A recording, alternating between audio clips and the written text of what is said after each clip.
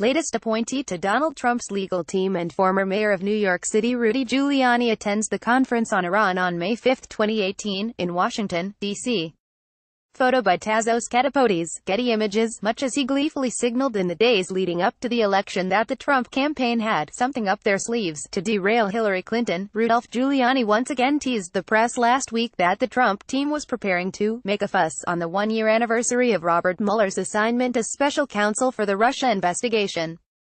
Yesterday was the day, and the Trump Defense Brigade unveiled its extravaganza. The Washington Post reported, President Trump's allies are waging an increasingly aggressive campaign to undercut the Russia investigation by exposing the role of a top-secret FBI source.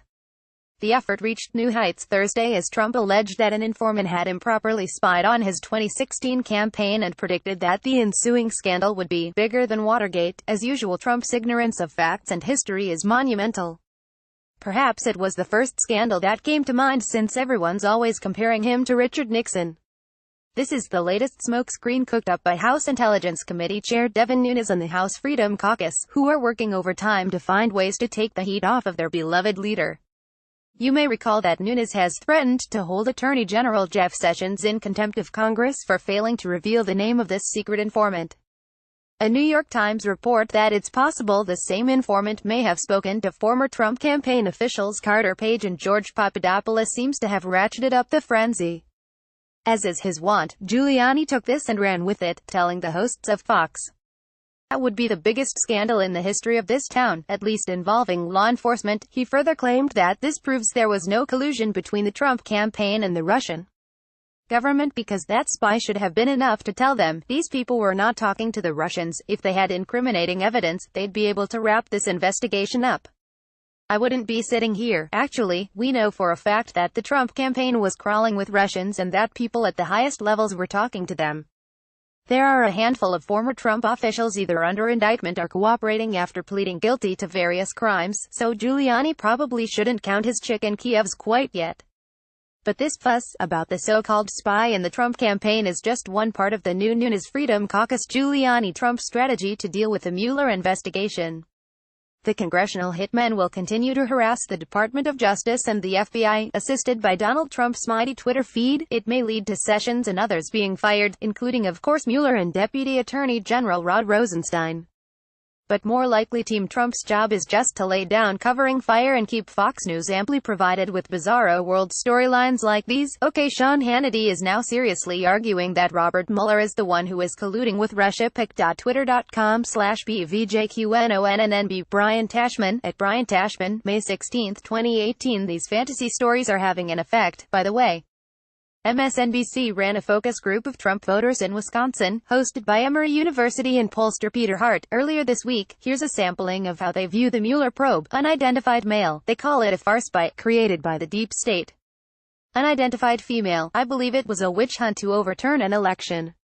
He actually is there finding stuff that should be investigated on the Democratic Party's side, and all of this stuff that they say that Trump did they're finding out that the Democrats did. Unidentified male. It's been going on for a year and a half. They've found nothing. They told, oh, there's something. We'll find it. They're back, nothing. When Hillary was Secretary of State, she made a deal with uranium enrichment, selling it to the Russians. That's known. But they're still looking for stuff. They characterized Mueller as a desperate, unethical, partisan, and liar, so the president spaces firmly in his camp, although they all agreed it would be unwise for him to fire Mueller because it would look suspicious. That suggests they are sadly uniformed about the mountain of roiling suspicion that grows larger every single day of this presidency. Giuliani made the rounds over the last couple of days, making another point that may be more salient.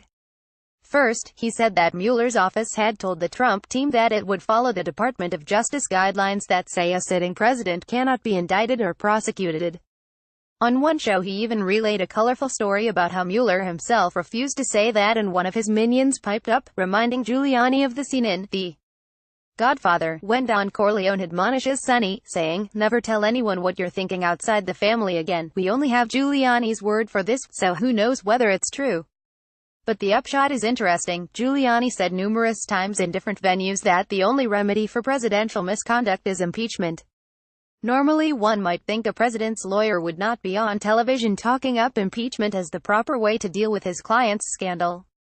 This makes more sense, however, when you realize that Giuliani is also saying that even if Trump did conspire with the Russian government to sabotage Clinton's campaign in return for future favors, there was nothing wrong with that. Giuliani on the Russia investigation. If there was collusion with the Russians, they, the Trump campaign, would have used it. pic.twitter.com/pimo09c. J.M. Rieger, at Rieger Report, May 17, 2018. And of course, if Trump's team had received dirt, as promised, they would have used it, like the patriots they are.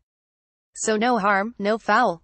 This might sound like just another Rudyism, but he's not the only one making this argument. According to CNN, Michael Carvin, a GOP campaign law expert who is representing the Trump campaign in the lawsuit brought by the Democratic National Committee against Trump and several Russian and campaign affiliates, has floated a similar theory.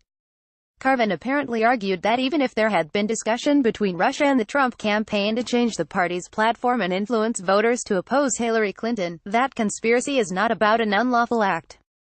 That's all quite legal. It's called democracy. Trump's defenders are prepared to argue that if a presidential candidate conspires with a foreign adversary to sabotage a rival's campaign, and secretly offer favors for the benefit of that adversary, it's not a crime. That's the way the game is played. Richard Nixon famously said, if the president does it, it's not illegal. It appears that Trump is taking that concept to a whole other level, especially when you consider he wasn't president when this stuff was happening. If the right presidential candidate does it, it is positively virtuous.